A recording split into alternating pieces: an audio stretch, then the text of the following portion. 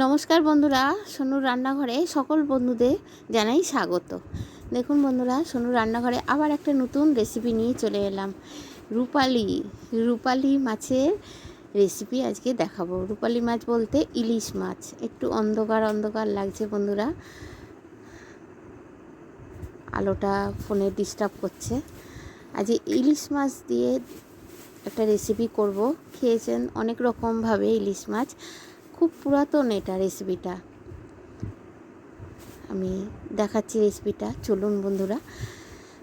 এই মাছগুলোকে সব কেটে নিয়েছি, ধুয়ে টুয়ে নিয়েছি, নিয়ে এর মধ্যে কিছু জিনিস মাখাবো, যেরকম হচ্ছে টক দই। আমার বাড়িতে পাতাই টক দইটা ভালো করে ফেটিয়ে নিচ্ছি। একটুকু স্কিপ করবেন না বন্ধুরা, পুরো রেসিপিটা দেখবেন। খুব পুরাতন রেসিপি এটা। হচ্ছে আমার মা, দিদিমা, ঠাকুমা, এনারা সবাই করতেন।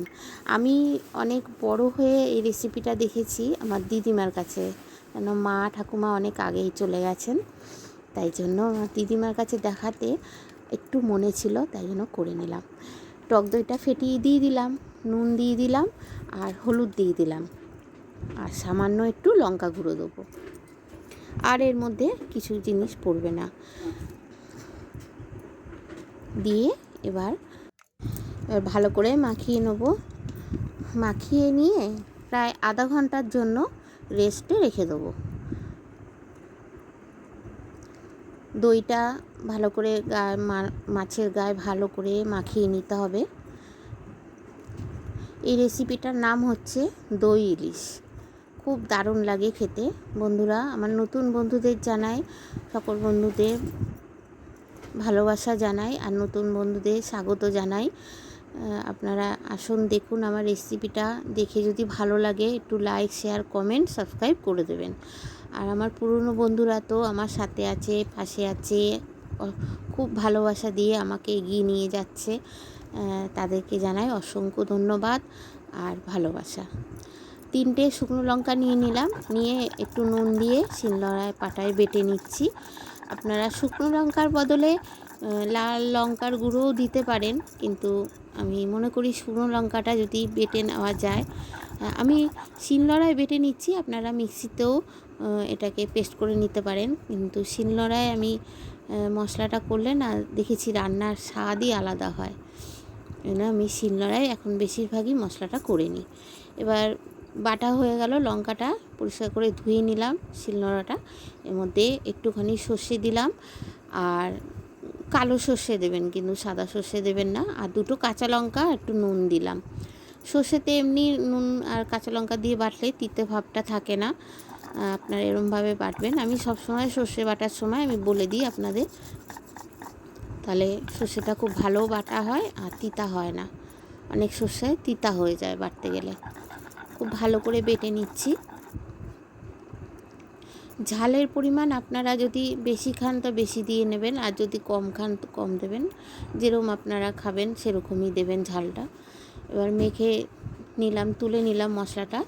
এবার সর্ষের তেলে আমি রেসিপিটা করব। সর্ষের তেলটা গরম হয়ে গেল কড়াইতে। এবার কালো জিরে আর কাঁচা লঙ্কা 2টো দিয়ে দিলাম ফোড়নে। এবার ওই যে দই মেখে রেখেছিলাম মাছগুলোতে, সেইটা দিয়ে দিলাম কড়াইতে। সব মাছ একবারেই আমি দিয়ে দেবো, অল্প অল্প করে দিয়ে উল্টে পাল্টে একটু নেড়ে চেড়ে নেবো। বেশি ভাজতে লাগে না, একটু উল্টে পাল্টে নেড়ে চেড়ে সব মাছগুলোই আমি দিয়ে দিচ্ছি এক এক করে। আর কিছুক্ষণ দিয়েই আবার কিছুক্ষণের বাদে আমি উল্টে দিচ্ছি।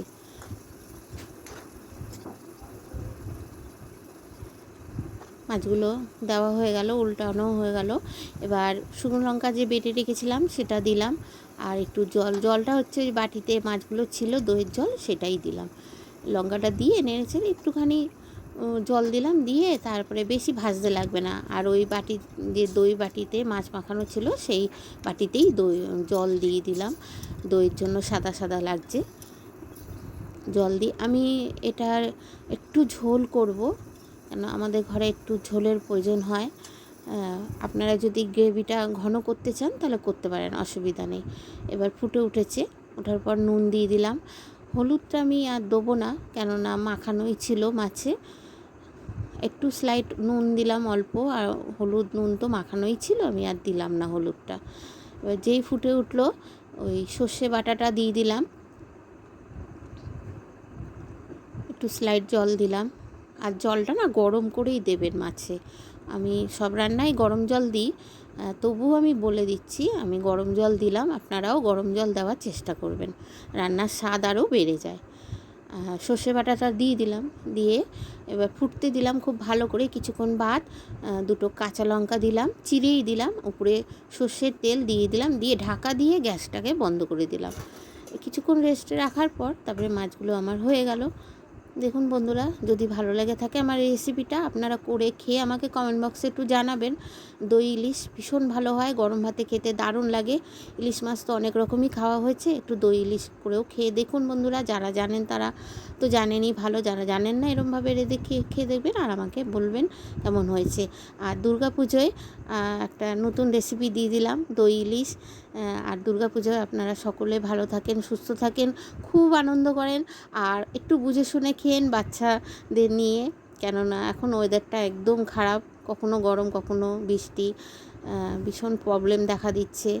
বাচ্চাদেরকে সতর্ক রাখবেন, আর রাস্তায় যদি ঠাকুর দেখতে বেরোন একটু সাবধানে বাচ্চাদের রাখবেন। সবাই সাবধানে থাকবেন, সুস্থ থাকবেন বন্ধুরা। আমি মাছটা বেড়ে নিলাম, এবার আমার ননদকে দিচ্ছি, দেখুন কি বলে।